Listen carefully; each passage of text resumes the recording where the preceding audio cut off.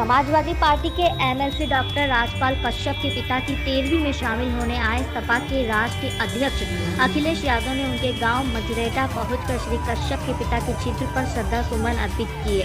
इस मौके पर पत्रकारों द्वारा पूछे गए प्रश्नों में उन्होंने कहा कि आज आम जनमानस डीजल, पेट्रोल, जरूरत के सामान, बिजली बिल, रसोई गैस आदि की महंगाई की मार झेल रहा है, तो वहीं भाजपा को हराना चाहता है। उन्होंने ये भी कहा कि बीजेपी से अच्छा झूठ बोलना कोई भी नहीं जानता है। उनके द्वारा जनता से किए गए वादे एक भी पूरे नहीं किए गए। उन्होंने ये भी कहा कि किसान, व्यापारी सभी दुखी है। राष्ट्रीय अध्यक्ष अखिलेश यादव ने यह भी कहा कि सरकार उन सभी साधनों को बेच रही है जिनसे सरकार को फायदा होता था। उन्होंने ये भी कहा कि भाजपा सरकार हिटलरशाही कर रही है। देखिए, सबसे पहले राजपाल कश्यप जी के पिताजी बाबूजी हमारे बीच नहीं रहे। सियाराम कश्यप जी वो लगातार जनता के बीच में रहे। उन्हीं के प्रताप की वजह से राजपाल कश्यप आज यहाँ हैं। आज उनकी 13वीं के कार्यक्रम में हम सब लोग शामिल होने आए हैं। जहाँ तक सरकार का सवाल है, जनता इस बार भारतीय जनता पार्टी को हटाना चाहती है और जितने वादे किए थे भारतीय जनता पार्टी ने, आज कोई वादा पूरा नहीं दिखाई दे रहा है।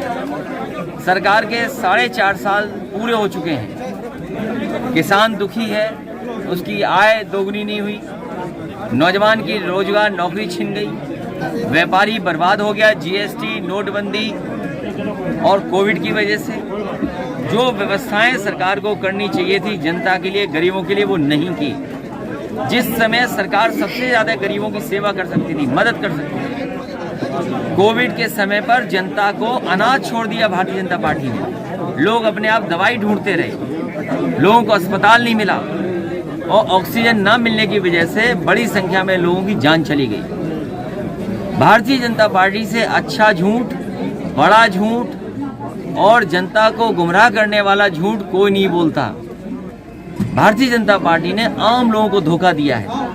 किसान की आय दोगुनी की बात कह करके किसानों के ऊपर महंगाई कर दी है। आज डीजल, पेट्रोल, जरूरत का सामान और बिजली बिल इतना है कि किसान आगे नहीं बढ़ सकता। जिन संस्थाओं से बड़े पैमाने पर रोजगार मिल जाता था, नौजवानों को नौकरी मिल जाती थी, वो सभी सार्वजनिक संस्थान बेच रही है सरकार।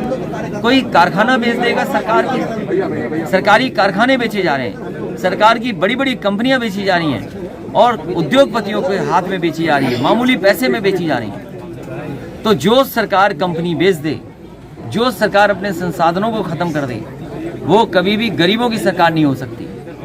और इधर लोगों ने देखा है कि किस तरीके से उद्योगपतियों को आगे बढ़ाने के लिए काम कर रही सरकार।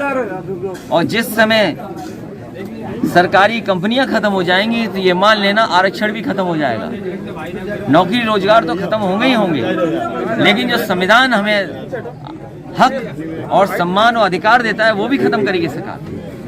इसलिए जनता ने मन बनाया कि भारतीय जनता पार्टी का इस बार सफाया होगा। ब्राह्मण को लेकर लोगों में